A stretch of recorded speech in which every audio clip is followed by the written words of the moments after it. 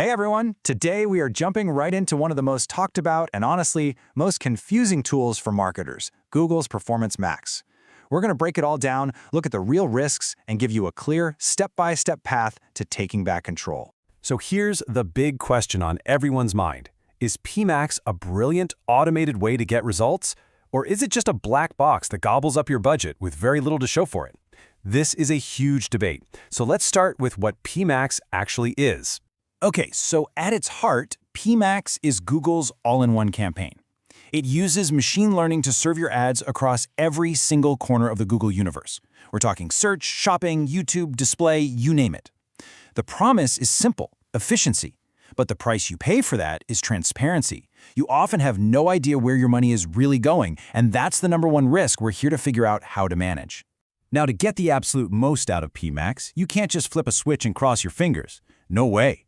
Your journey to actually controlling this thing starts right here, by actively steering the AI with the right information from the very beginning. This first leg of the journey really boils down to 3 key things. First, you have to set super clear goals.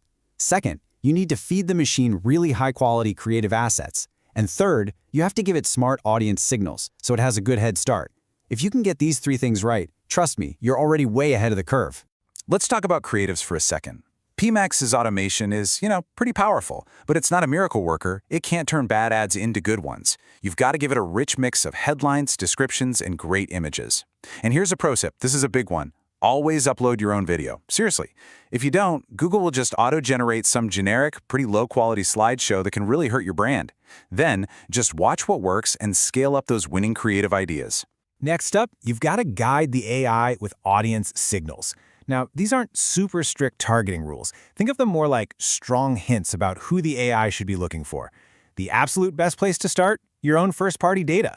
Upload those customer lists. Then you can layer on custom segments based on search keywords and some of Google's built-in audiences. Oh, and if growth is your main goal, make sure you've enabled that new customer acquisition setting. Okay, so you've pointed the AI in the right direction. Fantastic. But that's really only half the battle. Now we move on to part 2 of our journey, building your defenses. This is all about proactively protecting your budget from being wasted on irrelevant clicks and, frankly, junk traffic. The core idea here is really simple. You have to be proactive. Building exclusion lists isn't just some nice-to-have best practice. It is one of the single most powerful ways you can optimize your spend, protect your brand, and take back control in PMax.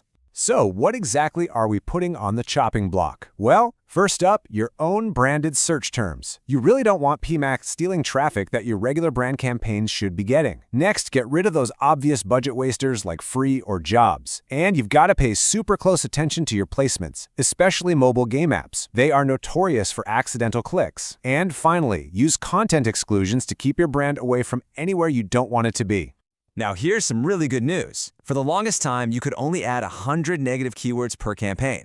But recently, Google got rid of that limit. This is a huge deal. It finally gives advertisers like us way more power to block irrelevant searches and stop wasting money. It's a real game changer. And what about excluding those bad placements? The key thing to remember is that this is an account-level setting. You got to start by digging into your PMax placement report to see where you're showing up. When you find the bad apples, just navigate over to the Content Suitability section in your account settings. From there, you can build out a master block list of any apps, websites, or YouTube channels you want to avoid. All right, with our defenses up, we can finally move on to a smarter, more advanced strategy. This is about graduating from that single, catch-all PMax campaign to a much more sophisticated, segmented structure. It's all about giving you more control. So, on the one hand, you got the simple approach. One campaign, one budget, one goal for everything. It's easy, sure, but the problem is that broad averages can hide some really terrible performance in certain areas. But, on the other hand, you have a segmented structure. Here, you're creating separate campaigns for different products or audiences. This gives you way better control over your budget and lets you customize your performance goals for each specific segment. It's a much smarter way to play. So how do you actually do this? Well, you could create separate campaigns for each product category, use inventory filters if you're in e-commerce, or maybe organize your asset groups by theme. But here's the one golden rule you have to remember. PMax does not let you set different budgets or ROAS targets inside of a single campaign's asset groups. So that means if your segments have different goals or budgets, they absolutely must be in separate campaigns. And that brings us to the final part of our journey. But, this isn't really an endpoint. It's more of an ongoing process. It's about constant, vigilant monitoring, and this is the most important part, questioning the data that Google is feeding you. I really want this to sink in, because it might be the most important takeaway of all. Performance Max is not a set-it-and-forget-it campaign, not even close. If you want to succeed, it requires your constant attention, your analysis, and your ongoing optimization. So what should you be looking at all the time? Well, you should basically live in the Insights page to find new trends. Dive deep into that asset combination report to see which ads are actually winners. Use the search term Insights as a goldmine for new negative keywords to add to your defenses. And always, always, keep an eye on how your budget is pacing compared to your conversions. Are you just spending money, or are you actually getting results? So you're monitoring everything inside Google Ads. You're on top of it. And, hey, maybe the numbers even look pretty good. But here's where we need to take a step back. Are those numbers, are they telling you the whole story, the real story? And this right here is the biggest warning sign when it comes to PMax.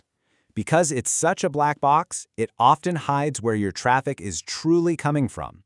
It is entirely possible for the results to look absolutely fantastic on paper, but the actual real-world impact on your business, well, that could be a lot lower. And this brings us to the ultimate lesson from this whole journey. You have got to look beyond Google's own metrics. It is absolutely essential to measure the quality of the traffic that PMax is sending your way using your own analytics. Are these people actually engaging with your site? Are they turning into valuable customers? So that's the final question I want to leave you with. After you've steered the AI, built your defenses, and monitored the data, you have to ask yourself, is my PMax campaign a truly effective tool that's driving real value for my business, or is it just a black box that's feeding me pretty numbers? Because only by measuring the true quality of your traffic will you ever really know the answer.